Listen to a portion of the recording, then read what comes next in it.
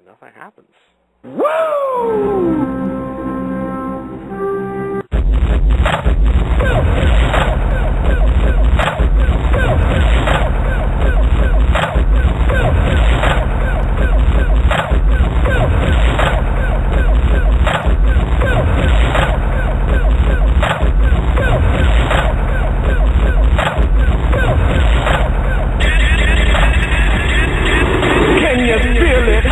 Nothing can save ya. I'm tougher than bullets, so baby, pray to your savior. I've never been shot, but I bet you I'm braver. I'm taking my spot, nigga, I ain't afraid to bay me. Sometimes I find it very hard to bay. Huh? May. You're the banana cause I'm carefully lazy. Forgive this old toast carefully lazy. Let the thinker got carefully lazy. Let the bosses turn up the bases. Picture me, lamping in the company car. Rims like Tibetan prayer wheels, nigga, what I'm a star. I cruise the block like a feather back and forth till I land. That's the song in your ear, or the book in your hand. Now, this fucking world is about to know who I am. Got your whole system up in my trunk. That dog eat dog, make my woofers bark. Atomic drums, all my trill niggas know who been bringing the funk. Leaves and shelf toes like it's Black History Month. You're the banana pills and carefully lazy. Forgive this old toes carefully lazy. Let the thinker got carefully lazy. Let the bosses turn up. What is up, buddies? Well, you're listening to Cauliflower for the Years. Remember, our call number is 347-326-9741. 347-326-9741. I am Brian the Butcher Brown, joined as always by Michael Delicious Dolan. What's going on, Dolo? What? What's up, buddy? And, of course, Nick Frank. What's up over there, feller? What's up, boys? You guys just want me to make my victory speech tonight, or you want to just, go through 2 more weeks of we got plenty of time to get to that. I figured we would talk to Dolo about, the Giants Super Bowl victory briefly. I know it's an MMA show, but, that's big time talk right there. Oh, you better believe it, dude. I would answer the question, does it get old? No.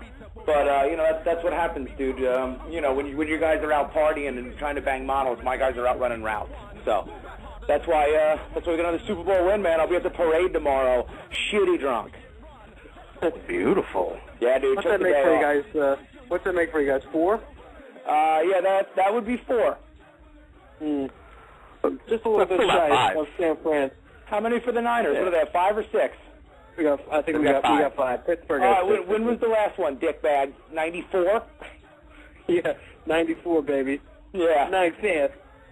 9th on the floor. Speaking of championships, guys, I'm about to wrap up my 3rd straight MMA fantasy title off of YouTube. So were we aware of that? Oh, please, dude. You're not even on my radar right now. Don't try to steal this from me. Don't you steal my thunder, dude. I do have a funny little side note, though. I woke up this morning, going to go to work. I got a little toasty last night, and by a little toasty, I mean shitty drunk.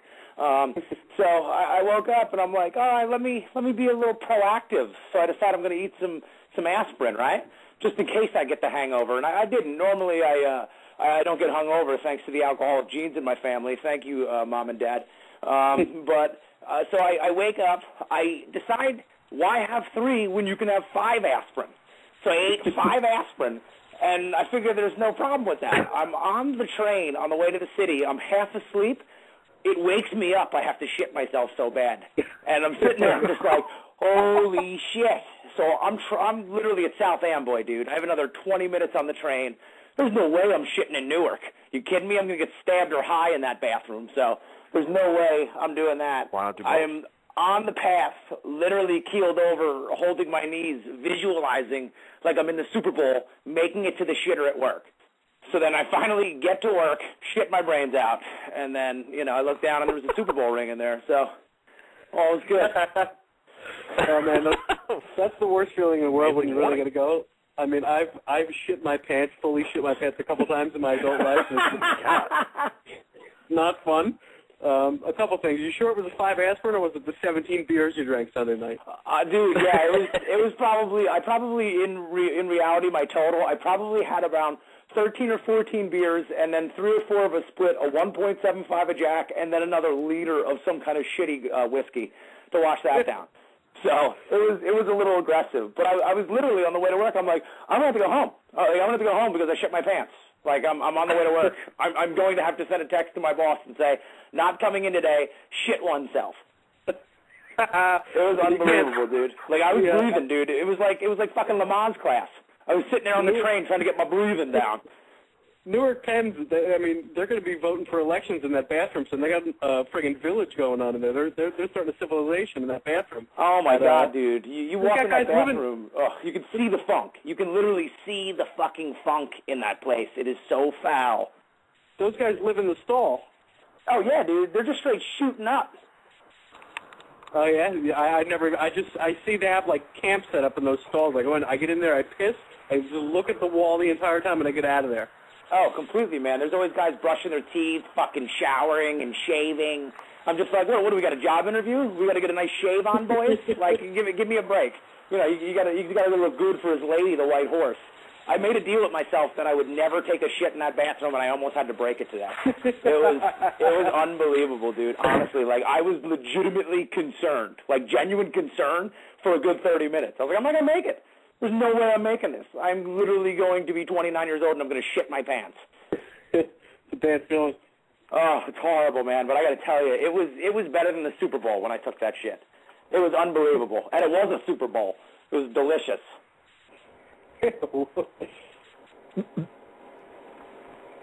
So, anyways, back to and that's all I have to say about that. Yeah. Back to the fantasy MMA aspect of our show. Are you boys ready for the point totals from Saturday night? That's that. Absolutely, Franco. Well, everybody actually did fairly well. Mr. Dubs actually didn't do that great. He was 3 out of 5 for 17. Yeah, it isn't bad. It's actually respectable. 3 out of 5 for 17 points. Dolan, the solid 4 out of 5 correct for 22 points. And myself, this may very well be the best night since we've been doing this. I was 5 out of 5 for 34 fantasy points. So let's get to the totals. This is the moment that everybody's waiting for. Legions of fans out there. Third place is Mr. Dolan, has 166 points. Senor Dubs, the Butcher, has got 169. And myself, with a commanding lead, going for the three-piece, first place with 180. So one event left. Wow. It's going to be about a week and a half from now. I'm up by 11 points, and there's only 4 fights in that event, fellas, so there's really not – I really am going to have to pull a Dolan and shit myself here to lose this one. What was the point totals, Franco? Because I really wasn't paying attention. I got sidetracked. I'm not going to lie. I was looking at totals right now. On Saturday night, it was 34, myself. Dolan had 22. Dubs had 17. The totals so far are 180. Me, I have 180. Dubs, you have 169, and Dolan has 166. So it seems like a battle for second place going on right now. I just wanted to ask you guys, if you guys ever want some pointers and you want me to just sort of explain the sport to you a little bit and tell you how I go about making my picks, I'd be more than happy to do so. Just let me know, guys. You don't have to do it on the air. No comparison. Before we get to those pointers, Franco, we have a phone call, and I'm going to go to them because we've been sitting on hold now for 2 minutes. That's kind of what's been distracting me. So hold on 1 second. Cole, you're on the air. Hey, what's going on, guys? Oh, hey, what's up? It's been a while, buddy. How you doing? Oh, I'm doing good. I had to give you guys a call after the Super Bowl, and also you guys were talking about poop, and that's right up my alley. Yeah, I saw the name, dude. It was so poignant. The poop tickler. Real, recognizable, real. Yeah. What's on your mind? Well, I mean, what turned me on is whoever was talking about taking a shit. I was wondering if you'd ever want to come and do a group poop session with me. I got one stipulation though, dude. Gotta be on the chest. There's got to be some kind of chest poop involved. I'm not saying you got to take it, bro. I'll take it on the chest. No. I don't want to. I'm not looking for hot lunches, but what it is a bunch of us guys, we all get together and we actually have a bathroom over here where we've torn down all the stalls, like the separators, and we all just hang out and watch each other take craps and stuff. And it's just kind of a fun time. So if you ever want to, if you're Do you ever all down hold in hands and work each other through it? No, we just kind of talk about it and, then kind of compare and, see what's going on. That's awesome, dude. That kind of, you almost had me there, but I thought if it were like an elephant walk where we were some kind of touching, we could go tusk to tusk would just be weird. So maybe we could hold hands. But you know what, dude, I'm willing to try it. I'll throw down if you want to, man. I'm all about talking about the duty. Bill Brown wants to know if there's ski pawing involved while you're sitting there. Well, no, we haven't got to that stage yet. Holding cock. There's a couple of them that are still kind of not there, but maybe that'll be something we do in the next session. I don't know. You got to work towards that, my Maybe man. you could introduce it. It's got potential. Yeah. Very nice, dude. What did you think of the game last night, man? Were you a fan of either team or? I'm not. I'm actually a fan of the Falcons, but terrible. well, yeah, whatever. But as far as the game goes last night, I thought it was pretty good. Like I said before, I'm more of a fan of Tom Brady than Eli, but you got to give Eli respect, man. I think he's definitely up there now as far as quarterbacks go, because, this he had a hell of a season this year, to be honest with you. Yeah, man, 8 fourth-quarter comebacks, most ever, bro. Right now he's got the most rings in the Manning family. Yeah, and that was pretty good. And also, one of my favorite things is, what we were all doing is we're trying to figure out, who has the biggest schlong. Yeah, but between on the line, we can't have a schlong conversation in the NFL and have two white dudes be the lead candidates. Like, are we getting any other chocolate in there? Maybe a little D line. Well, that's kind of racist. I was thinking Gronkowski might be one of them. Okay, yeah, he bangs porn stars, dude. That's right. And then on top of that, I also think maybe like Justin Tuck or OCU Manora. It's hard to tell though. Yeah, my question is, dude, I want to know what's more cup and what's more just tuna can girth. Well, that's the one thing that I really don't care about. What the fuck is this conversation? Jesus Christ. I don't know. Poop tickler. Can I jump in here real quick? Yeah, we got to get rid of this, buddy. Thanks for the call. Yeah, I was just going to ask you, do you have anything to go out on? Because we do actually have to get moving because we're starting, Oh, absolutely. We've been on the phone now for 5 minutes. All right. Absolutely. This is a big thing. It's what I love when you call.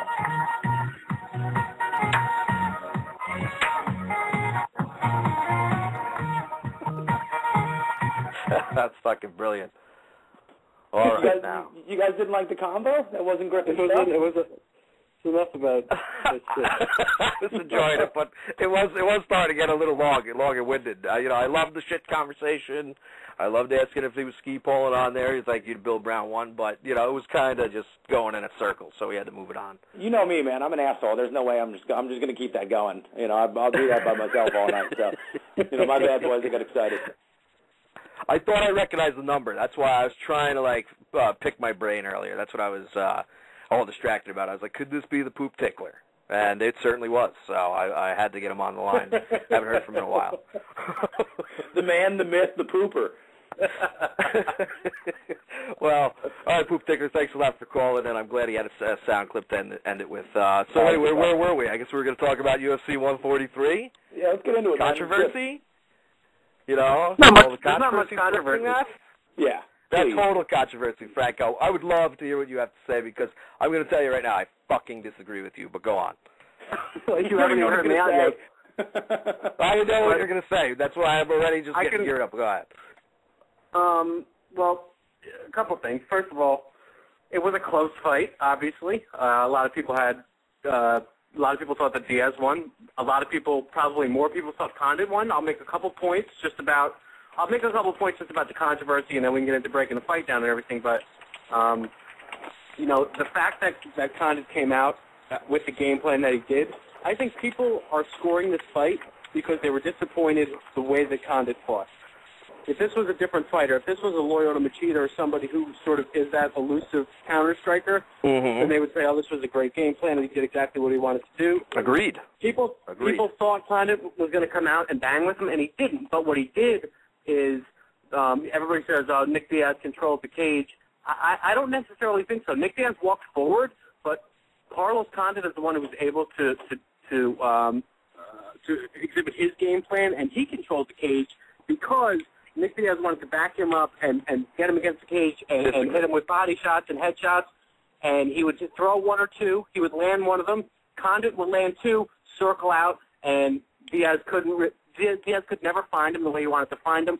Condit never tired out. He actually looked like he had more pep in his step later in the fight than Nick Diaz did. But here's some numbers. I know that sometimes the copy stats don't always they don't translate always to MMA, but a couple different things.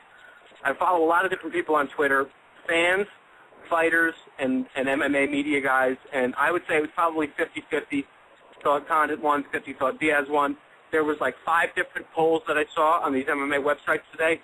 Every single one of them, it was like 60% thought Condit won. So, I mean, the Diaz people, the thing about it is that people that think that Diaz won, they're very loud and obnoxious, but the majority of people actually think that Condit won. That's just the fact of the matter. 329 strikes Condit threw. He threw 71 more strikes than Diaz. Here it is, 1 second. Give me 1 second. Okay, so Carlos Condit landed, everybody said he landed a lot of low kicks. He landed 68 low kicks. Nick Diaz landed 117 total strikes. Carlos Condit landed 159 total strikes. So he landed 42 more strikes than did Nick Diaz. In 4 different rounds, Condit landed more significant strikes than Diaz. In round 1, he outlanded him 29-23. In round 3, he outlanded him 32-22. Round 4, 36-11, and round 5, 25-17. I scored a 3-round win for Condit, and if Diaz doesn't take his back in that final minute, it's 4 rounds to 1. Condit didn't fight the most exciting fight, but it was a perfect game plan, and he was able to pick Nick Diaz apart going away. Completely disagree with it. Completely disagree with that.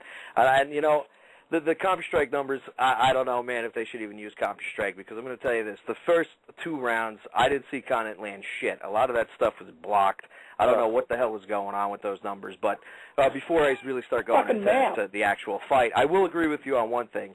If it was Lyoto Machida or a Frankie Edgar, yeah, guess what? They would have deserved it because, you know what, that's all they do. They train the counter-strike. That's their game plan, to move backwards, lure you in, actually throw combinations when they're backing up after they lure you in. I don't think Condit was effectively playing that game, okay, especially the first 2 rounds. I didn't see anything significant going on there. I felt Diaz controlled the octagon, pressed him, got him up against the cage, threw plenty of combinations when he had him against the cage. And on the break, every so often, Condit would throw something, and 90% of the time, Diaz blocked it. Okay, so I don't know where the CompuStrike numbers is. I haven't rewatched the fight because, if I did see something different, this wouldn't even be an interesting conversation. So I will rewatch it after this show, just in case I'm an asshole and I'm wrong. But I felt Diaz took the first 3 rounds. I thought Condit finally got a little bit on track with his game plan in the middle of the 3rd round, but that round ended with him on his ass backing away from Diaz. 4th round, definitely Condit. 5th round would have been Condit if it wasn't for Diaz taking his back in the final 2 minutes. Minute and a half, whatever it was. And as the polls that I've seen is pretty much evenly split. I know on UFC.com it's actually in favor of Diaz, and all the other polls I've seen it's pretty split evenly. I haven't seen any that are saying I haven't seen a lot anyway that are saying that 60% Condit won. But, like I said, I agree with you. If it was a different fighter in there who's used to fighting going backwards, he definitely deserved it. I didn't see Condit being all that effective in the first 2 rounds at all. Yeah, but Dubs, I mean, that's crazy, dude. Like, your logic of Lyoto Machida trains for it, and so does Frankie Edgar. Like, dude, what does that mean, dude? No, just listen. What completely does that mean? Different. So a completely guy different because he locks people up. That's bullshit. A guy who's a jiu-jitsu artist starts training wrestling. He's not allowed to win a fight by wrestling. Dude, you're not listening. You're not really listening to what I'm saying. You're just throwing it over. Look at a Lyoto Machida fight. When he's going backwards and a dude comes in, he will lock the guy's arms. He'll dirty box him, break out, roll out. Condit wasn't doing any of that. When that was happening, Diaz was throwing shots. That's what I've seen anyway. There's no doubt about it. Diaz walked him down every single time. I completely agree with you. But he was not landing the effective strikes. Basically, when you look at it, Diaz was coming forward. Condit was landing 2 to 3 punch combos or kick combos and getting out of the way. Why would he stand in front of Nick? Rounds. Why would he stand in front of Nick Diaz, Dubs? Everybody stands in front of Nick Diaz, and they lose. Diaz landed an awesome, I counted it, a 9-punch combo. I'm not saying that that wasn't the right game plan, Mike. I don't think he was working it effectively. Is what my point I think you're dead wrong. How is he not working it effectively, dude? He outstruck him. He landed 68 to 4 kicks, and basically he was picking him and then moving. Diaz was getting frustrated. You could feel the frustration because of the game plan. And I agree, dude. Jackson's game plans and stuff, sometimes, people don't like it. And I picked Condit in this fight, and I was rooting for Diaz because I was pining for the Diaz-GSP fight. And so was everybody else. And that's the thing. The Diaz card and the Diaz fans wanted to see what wasn't there because they wanted Diaz to win. Carlos Condit was picking him apart and then moving out of the way. And that's how you win a fight, dude. That's how Muhammad Ali won fights. That's how Sugar Ray Leonard won fights. Why would you stand there in front of him? He was landing different combinations and then moving out of the way. You could feel Diaz being frustrated. I don't think in the first 2 rounds. No, he I don't think in the first 2 rounds I would say he was landing effectively. I gave Nick Diaz the 2nd round, and I gave him the 5th round. I watched that fight. I watched the Koscheck-Pierce fight, and I watched the Michael Bisping-Chael Sonnen fight. When both of those fights got announced as far as the winner, I genuinely said to myself, whoever they pick, I'm not going to be upset about it because I genuinely don't know. It could go either way. At the end of that fight, I said to myself, there is no way Nick Diaz won that fight. And he knew it too, dude. The second it got announced, he went and started politicking. He started talking to, Lorenzo Fertitta. He started talking to Joe Silva. I get it, man. Did Condit beat the hell out of him? Absolutely not. Neither guy killed the other guy. But as far as effective strikes, accumulation of strikes, and inflicting more damage and landing, Carlos Condit won that hands down, dude. And just because you don't want to see it doesn't make it not true. He won that fight. And the UFC's already trying to get a rematch because they're dying for this GSP-Diaz fight. So they're trying to get them to do a rematch. Condit already said no.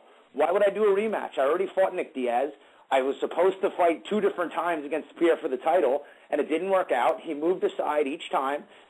Probably not by choice, right? Because who gives a shit if he's on board? This is his dude. This is his chance. He earned it, man. I expected Condit to go in there and try to finish. He didn't. It doesn't mean that we need to fault guys because he's not being one-dimensional. It impressed me more so that Condit is that versatile. He can go from being a killer and then he can go to implement a game plan. And guess what? He didn't try to point him out, man. How many spinning back elbows and flying knees? No, come on. I got to interject there. He was definitely trying to point him out. I got to interject there. No, I hear you, Nick. I'm not saying that he wasn't. No, I'm not saying he wasn't happy to win the fight. He was doing that to keep him honest. He wasn't trying to finish him there. He was just trying to keep him honest. Sure. Nick, he wasn't throwing that with ferocity. He wasn't. Of course, he was trying to keep him honest because he's trying to keep him at bay. I'm not saying that. But he wasn't trying to finish him. No, you're right. I'm sure he was trying to throw a spinning back elbow and a back fist because he was hoping to kiss him. I'm not saying he wouldn't have taken the finish, dude. He clearly didn't go in to kill him like we know Carlos Condit did, but he still was throwing impactful, effective strikes. I don't see how you can say that it's any different. Yeah, no, I agree. He was throwing impactful, but there's a difference between throwing impactful strikes and trying to finish. He wasn't trying to finish. I mean, yeah, there's the game plan was to keep his distance. There's a difference between trying to win a fight like he did and trying to win a fight like John Fitch does, too.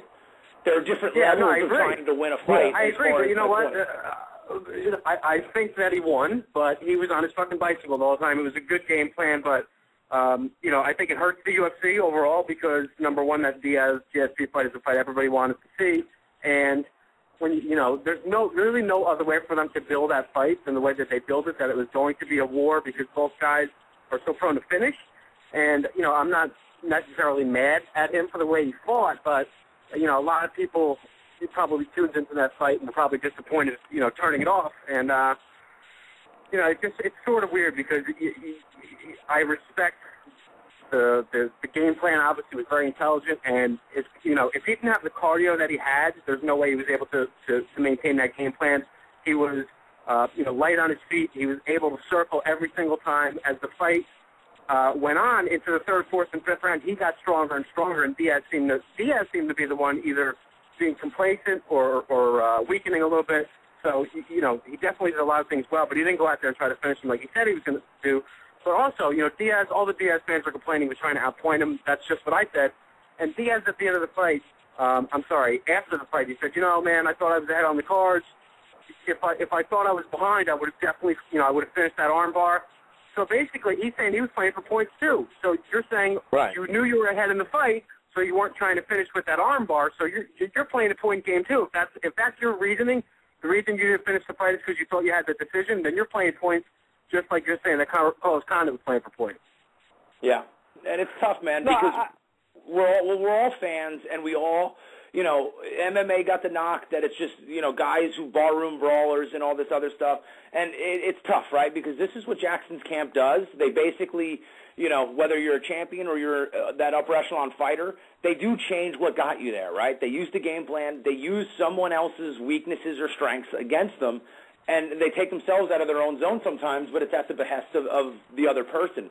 And for the casual fan or a guy who we're trying to get here to be fans for this growing sport, it's tough because we want knockout artists and we want to see people just get their heads ripped off. And, I've spoken to different people and they were like, like that fight was just them, trading punches and pointing each other out and then going to the ground.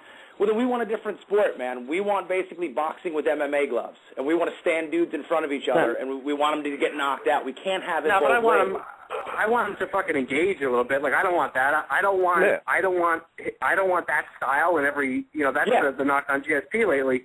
And I know it was sort of a smart game plan, but it's every time I picked Condit, but every time I see Diaz fight, like the guy is literally.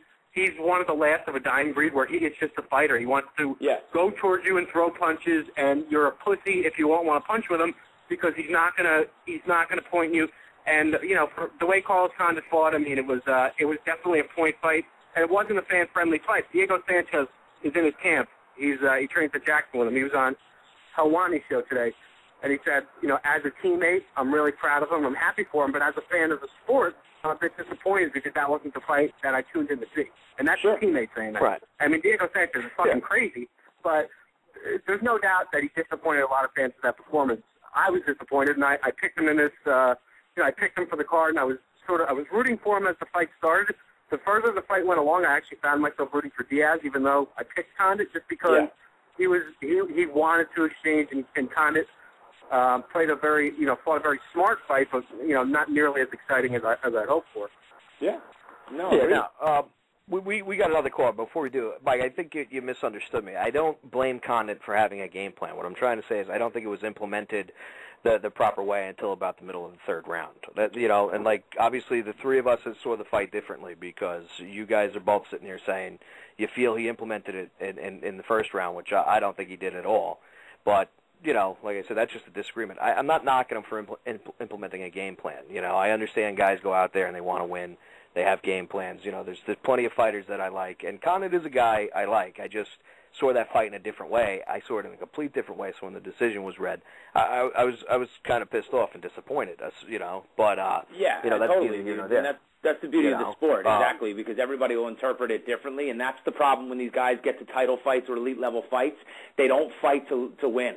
They fight to not lose. And that's where we get upset because we see dudes like GSP and Condit climb the ladder by being killers, and then they switch it because they're so afraid of becoming irrelevant. The only two champs we have that finish consistently are John Jones and Anderson Silva. Frankie isn't built that way, so I get it. But, so it's tough, man. And Dos Santos, I'm sorry. But you're right, man. It's tough because it's a catch-22. But they're so afraid of losing and becoming irrelevant, they say, fuck it, I'm going to fight not to. And a lot of times that burns people in sports. In fighting, it doesn't for some of these guys if they're athletic enough to carry it. So it's completely objective. So I agree with you, and that's the beauty of it. Everybody has different interpretations, and that's the fun thing. Absolutely, but here we're gonna get to the guy on the phone. Hey, Black Steve, you're on the air. I just had a real quick point because I'm leaving work now. But everybody keeps talking about the game plan that he had. Not even just you guys, but everybody's throwing that word around. I mean, Condit doesn't really have a history of this kind of fight. So how come nobody's really giving Nick Diaz just in the first round or two? Credit for imposing his will and making Condit back off and adapt in the middle of the fight. But everybody keeps saying he came in with this game plan. I don't think he came in with that game plan. I think he adapted towards the end of the third round, was able to work it in the fourth and, early in the fifth. But I don't think that was his game plan. I think he had imposed his will in the beginning of the fight, and then he adapted later on. But everybody keeps giving him so much credit that I don't think is, justly deserved. I just want to see what you guys thought about that. That's open to interpretation as well. I mean, I personally did think that, but maybe some of it, I thought that he had that game plan, and maybe some of it was ad-libbed because of Diaz's style. But I thought the first and second rounds were close, and I thought that that's going to make it come down to impactful, effective strikes, because I don't think there was just a hands-down definitive winner of either. I think Nick made more of an impression in the second with his combinations to the body, and I think he had started to realize, like, holy shit, this guy isn't going to come and kill me or try to kill me, because that's what everybody thought. But I just think, and I could be wrong, the history of Jackson's camp, and it's so against what Carlo does. I think it's in his DNA to go and finish guys. I think he was restraining himself the entire time because that was the game plan. But you're right, man, because we didn't hear in the corner from Greg Jackson, work the game plan, stick to the game plan. So I think it's fair, but I honestly think that was what they were planning on doing, only because it's so against what Carlos naturally does. But a lot of that's probably Nick Diaz, because he got in there and knew he was good and was probably even more impressed with how good he really was. So you really don't know. Well, I think that's an interesting point, Steve. I didn't even look at it that way. I thought maybe he was trying to, work the counter-striking from the outset. And like I said, I didn't feel he really got on track with it till the middle of the third. But, looking at it that way, that could be possible, because I feel Nick definitely was pushing him back through that whole first round, and obviously the second, too. You guys even I saw on Twitter this morning that Joe Rogan rewatched the fight, and then he said I rescored it 3-2 Diaz after rewatching it. So I think in the beginning people were giving him kind of so much credit having his game plan, but he never implemented that game plan before. I just think he adapted, in the third round, towards the end of the third round, and in the fourth. The people were giving him so much credit. He had such a great game plan. I don't think he came in to fight that fight. I think he wound up fighting it, but I don't think that was the idea to come in. No, I think I got to disagree. I think that was the blueprint. Exactly. Keep your distance. Work his leg like Evangelista Santos. They fought in Strikeforce last year. He was hurting Diaz with the leg kicks in the first round, and Diaz was able to overcome it because he was a better fighter, and he stopped Cyborg in the second, or he submitted him in the second or the third. But I think that was sort of a blueprint for a lot of people that were going to fight Nick, that he's prone to that front leg kick. So I think Condit, he's the first guy that Diaz has fought, in forever that had a longer reach than him, or that had an even reach with him. He was an inch taller, so he was able to use that distance, work the leg kick and score, and then just basically avoid. Nick Diaz is going to push you against the cage, and you can't stand there and trade with him there because he's going to kill you. So you need to avoid your back. You can't have your back on the cage. So I think the game plan was to work your leg kicks, keep your distance.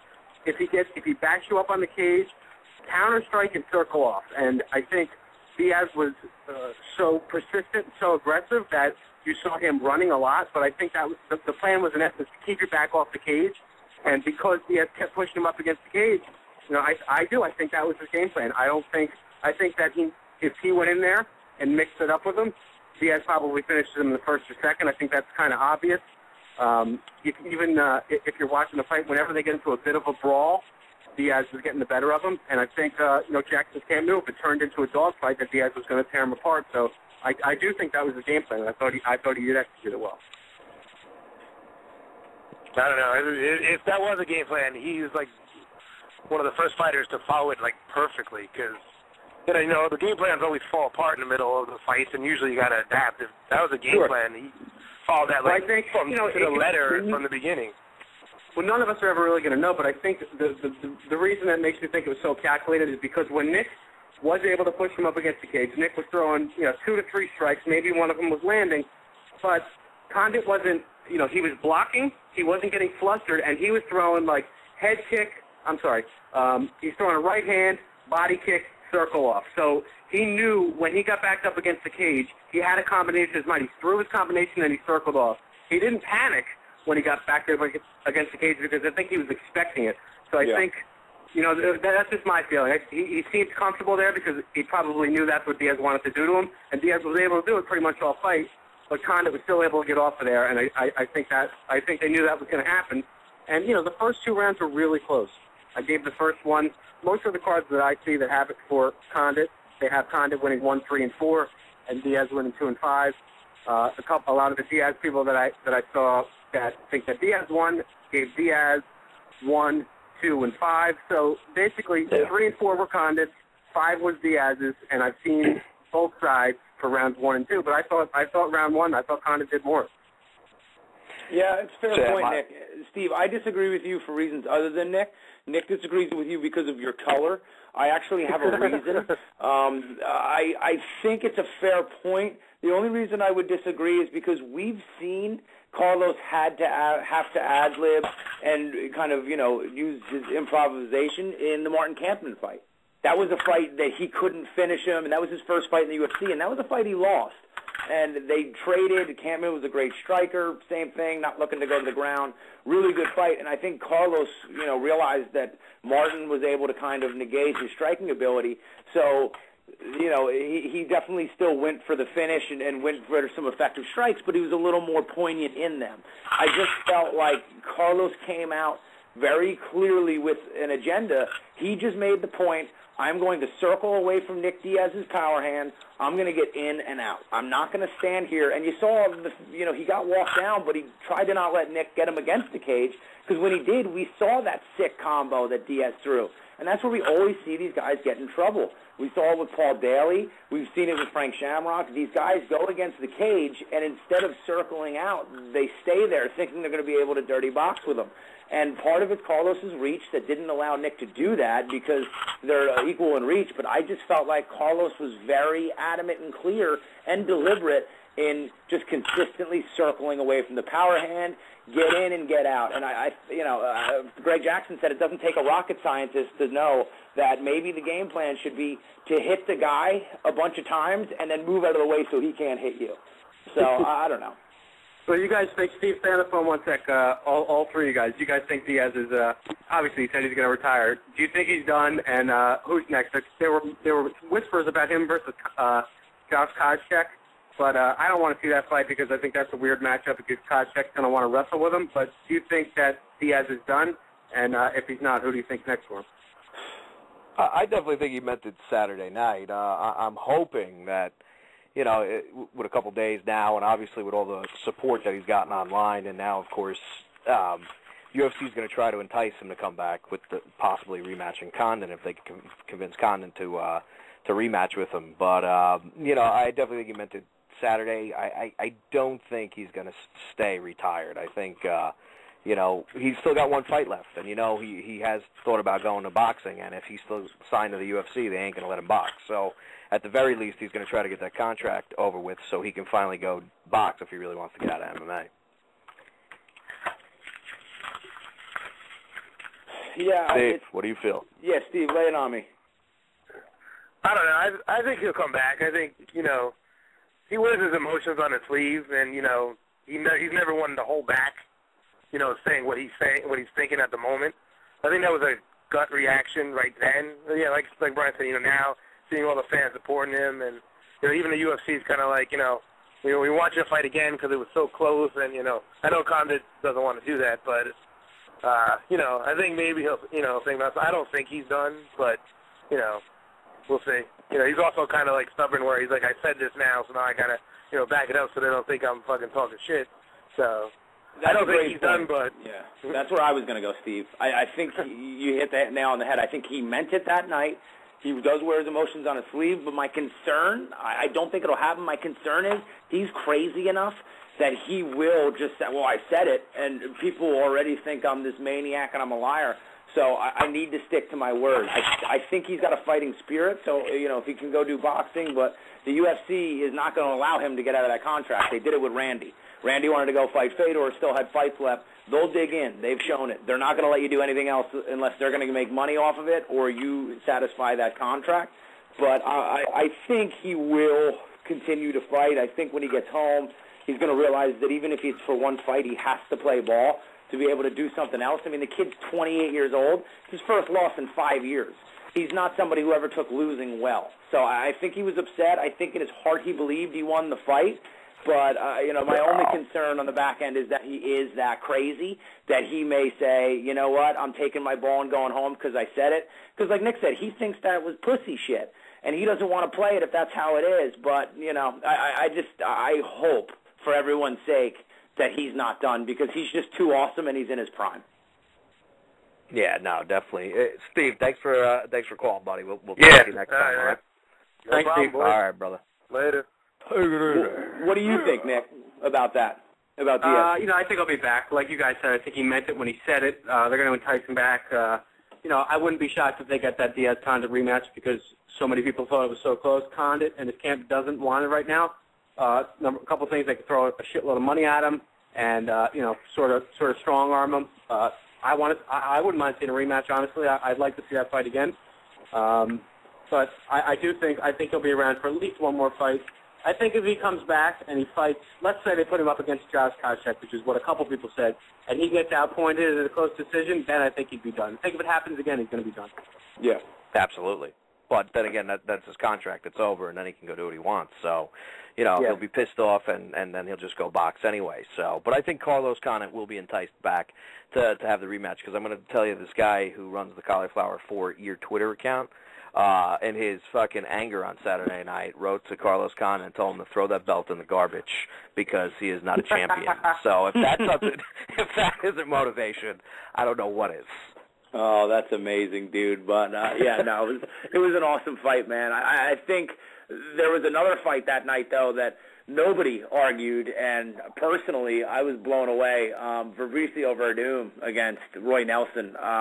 Verdum looked absolutely amazing with his strikes. I mean, obviously, Roy's jiu-jitsu is top level, so that's probably why he had game planned to strike, but I couldn't believe the knees and the punches that he landed, and I don't know, like Joe Rogan said, if there's another human being that could take what Roy Nelson took.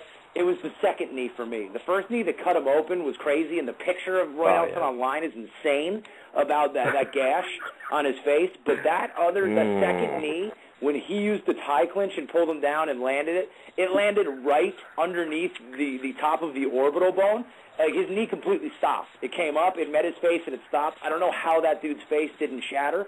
I think Roy Nelson should have a job for life because he's always in fights like that. But if Verdum continues to grow in his striking, this guy legitimately is on his way to, maybe being a UFC champion because he is world-class jiu-jitsu. There's no doubt about it. But I was blown away by his striking, and I got a little worried he might gas. But his cardio did hold up, man. So talk about a coming-out party for your second go-round with the UFC. What do you guys think? What's next for Fabricio, and who do you want to see? Everything you said, Mike, I agree. Franco? All right. No, go ahead. I agree with everything you said about we're doing striking, but the funny thing is you bring up how the Sandwich should have a job for life, and it was online today that the UFC said they love his durability but are very unsure about his future. So I guess there's no love for the fat boy, but I definitely think Verdum has to get up to the upper echelon and start fighting the big boys like Kane. Everybody was bringing up Frank Mir. That might be a great fight to look at because of the fact, again, we got two great jiu-jitsu practitioners. And, I mean, we have to say, Frank Mir definitely has better technical striking than Roy Nelson. And, obviously, Verdum surprised me. I didn't think he had that level of striking in him, especially with the Overeem fight, even though he technically outstruck Overeem. They were all pity-patter shots, and he kept flailing onto the ground and shit, So, I definitely think I would like to see him fight Mir. I think that'd be a great fight. Well, boys, case in point, as I was talking about earlier, as far as my dominance goes in our fantasy competition, if you go back to the tape from last week, I think you'll hear myself talking about how Verdum was going to use that tie clinch. He was going to use those knees, and he was going to use his distance and his Muay Thai and really just pick Nelson apart on the feet. And that's exactly what happened. So I'm excited about that, and I think, like you said, I think him and Frank Mir would be a really good fight.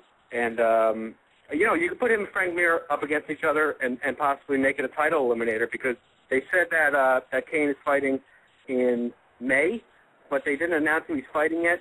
Originally, people were saying that it was going to be Bigfoot Silva. Then you heard that it was going to be Kane versus Frank Mir, and then maybe Shane Carwin versus Fabricio Verdum. But I think, those 4 guys, I think, are right in the mix for the next title shot, and I think no matter how they sort of match them up, I think it's going to be exciting. The heavyweight division, it's getting, there's actually some prospects now, more than just 2 or 3 guys, so it's getting exciting. Hey, Nick, what do you find is the best approach? Do you like to fart and then rush your head down to get it, or do you like to fart and then cup it and bring it to the nose? What is your most impactful way to smell your own ass? Because I like to go in the kitchen, steam a bag of broccoli, then go in the bathroom, do my business, and then compare and contrast. That's the way I usually like to do it. That is amazing. And that is the one tip I wanted from you, Nick. Take your fantasy tips. You can keep them. That's what I want. I want steamy dumps, and I want bushy broccoli. And by the by, in regards to my tip from last week about Verdum and Nelson, I think you could find that in the Radio Hall of Fame. I think somebody transported it over there. So. No, you and Norm Albers, both there biting bitches in the Radio Hall of Fame. Yeah, I think love so. it. I don't know. Oh, that's hysterical. But you know what? If that Fabricio Verdum fought Alistair Overeem, Overeem wouldn't be where he is right now. That would be Verdum, because he gassed in the fight against Overeem, and his striking, he got the better of the striking between him and Overeem, but they weren't as impactful. And the tie clinch was amazing. He looked absolutely sick. I would prefer to see, the Frank Mir fight would be awesome, just because of stylistically, they would pretty much negate each other on the ground, and it would be a matter of striking. I would probably rather see maybe Kane against one of those two, only because of the contrasting styles, and see who would be able to, really implement their game plan and work that out. And the heavyweight division has gone through a couple different rotations. We were over it a long time ago. We got excited, another year ago or so, and then it started to come down a little. Brock was sick. We weren't sure. It looked like nobody could beat Kane. Now the heavyweight division looks insane, and we still don't have Cormier and potentially Barnett over here yet. So it's only going to get better, man. Is Cormier going to heal? I don't think Cormier, so. They keep pushing that fight back, but there was some really solid striking technique out of Verdum, especially when he pointed at the ground and made the sandwich think that his shoe was untied, and then he went for the overhand right. So I took notes as that was going on. I figured if I ever go back to drinking, I'm going to use that in my next bar fight. You got it. It was priceless. I just love the shit-eating grin on his face when he kept pointing down, too, like as if fucking Roy Nelson was really going to fall for it. He was turning ear to ear as he was doing it.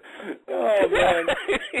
He was so amped. If he would have fell for it, I think he said at the press conference, he was just waiting for him to look down. He was going to kick his head off or something like that. I think Verdum's next move, if that didn't work, was he was going to run up, he was going to point at his chest, and when he looked down, he was going to drag it up and touch his nose, like you can do to your different nieces and stuff. But I thought Roy was going to fall for it.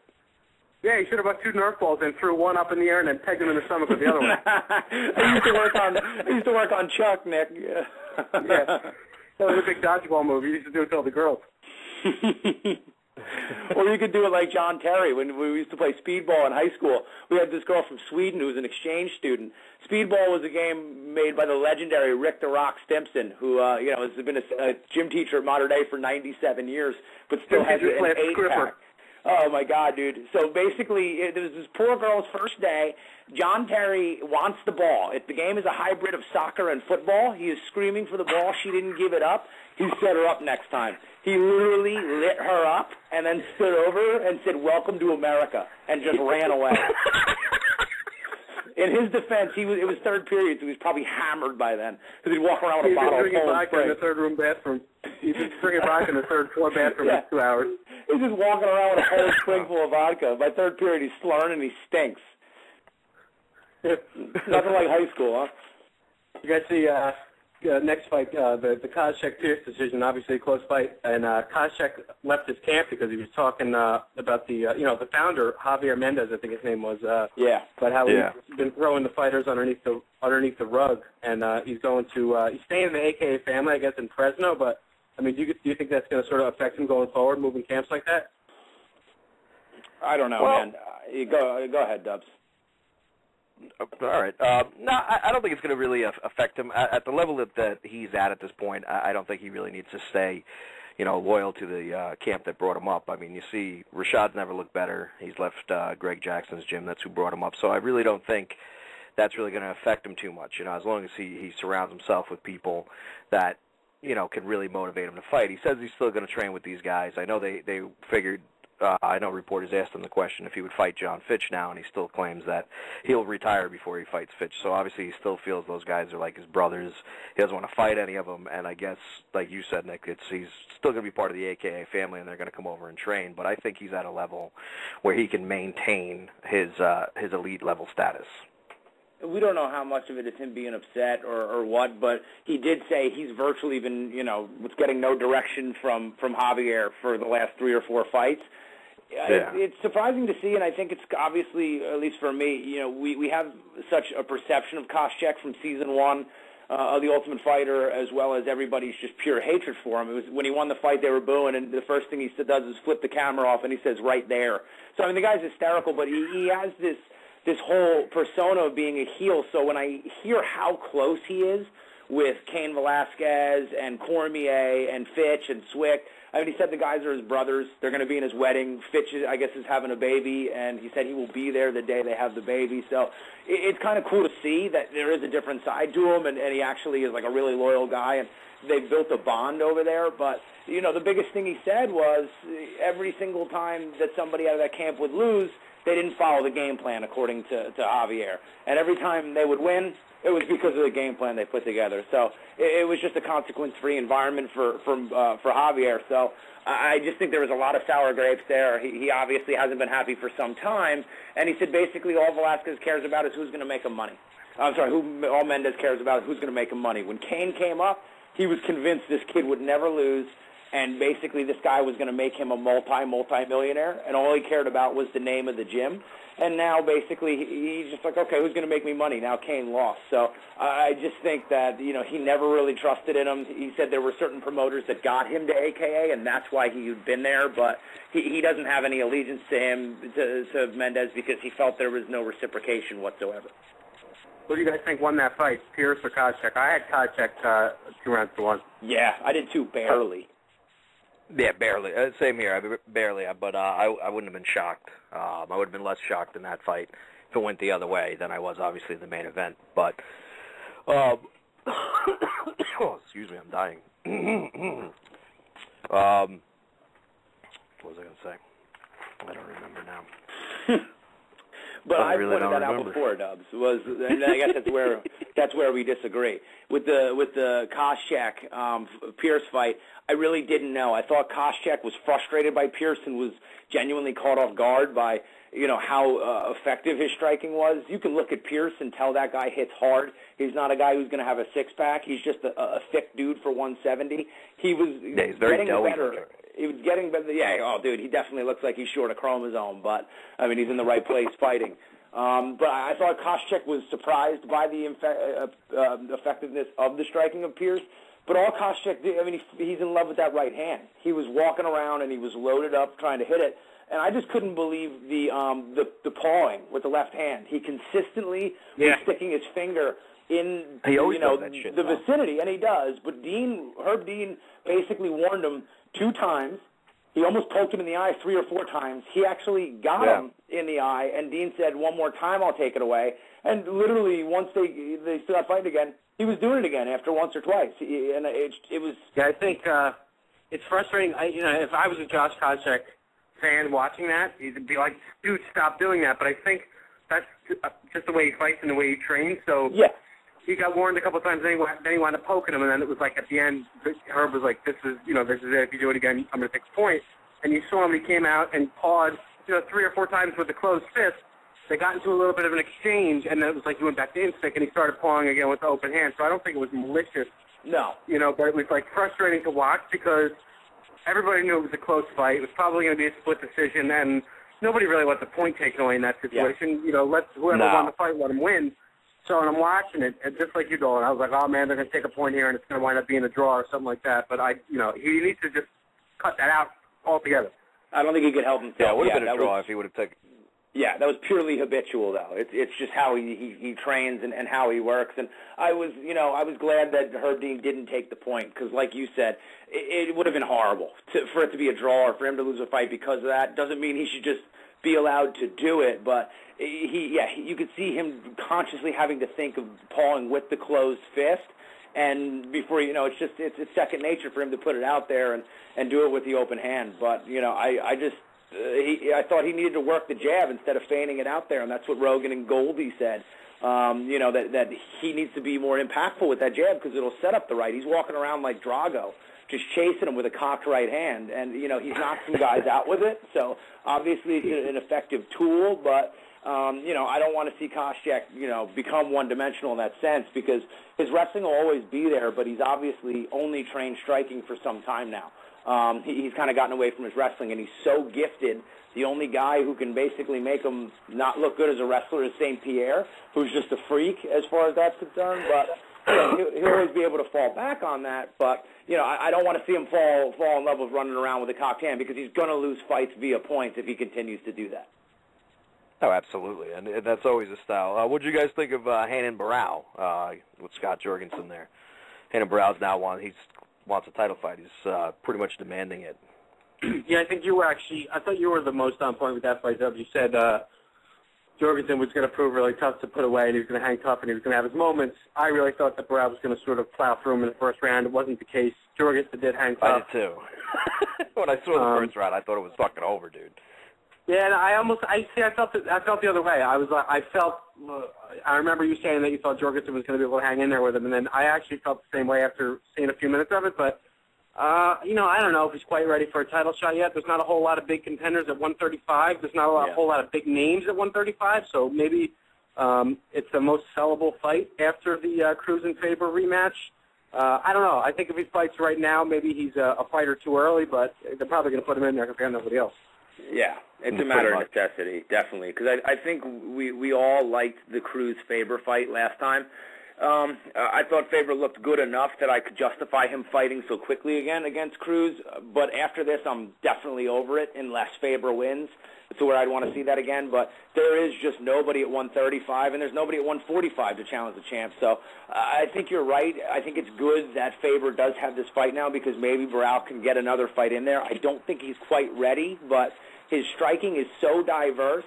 And, he trains with Aldo. What we always hear now is, though, Barrow is Aldo, but with submissions.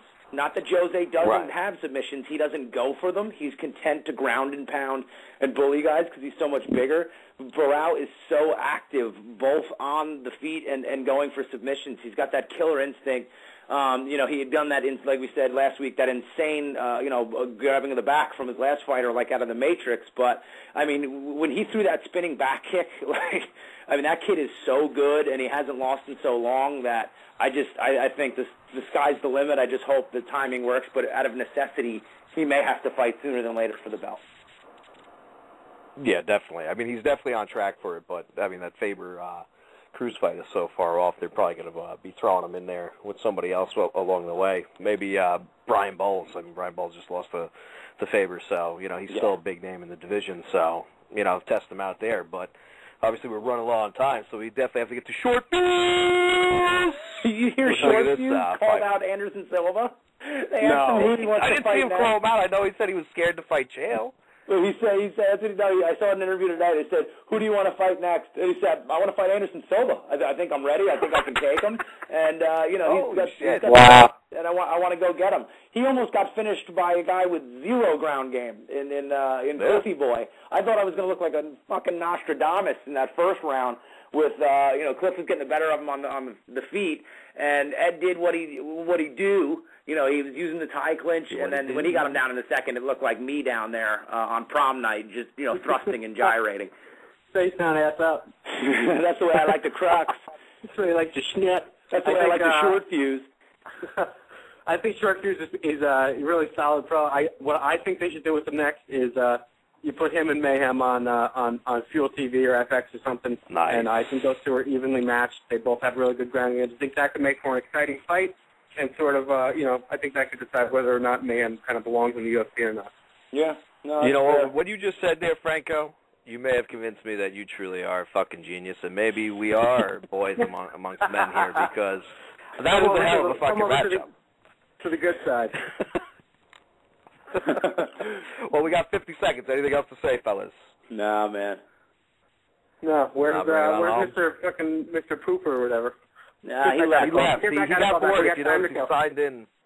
He signed in with a couple different names. He was Gronkowski Giant Cock or something like that, and then he signed in as Poop something. I can't remember. I thought him and Dolan were gonna start cybering. Oh, dude, I want to do 2 girls, 1 cup with Poop Tickler. Oh shit. All right, man. We got 20 seconds, so maybe next week. I wanted to ask you guys about Steve Warren, Boy Thompson, but we don't have enough time. So everybody, remember to check out RotoExperts.com. Check out the xlog.com. Check out Nick Frank at nfrankrotox at Twitter. You can check me out at Cauliflower, the number 4 ear at Twitter. But that was just an aberration Saturday night when I blew it up. I was just fucking angry. And Dolo, catch me at the parade, son. On Facebook. Talk to me on the parade. All right. Cyborg Santos got divorced. She's single, fellas. Cyborg Santos got divorced. Go get your son. Oh, sweet. Looks like I'm fucking flying to Brazil tonight. That's it, dude. Something to go crank it. Tranny's turned me on. I'm not gonna lie. All right. We got to go now. All right. Everybody, we're tapping out. Stop.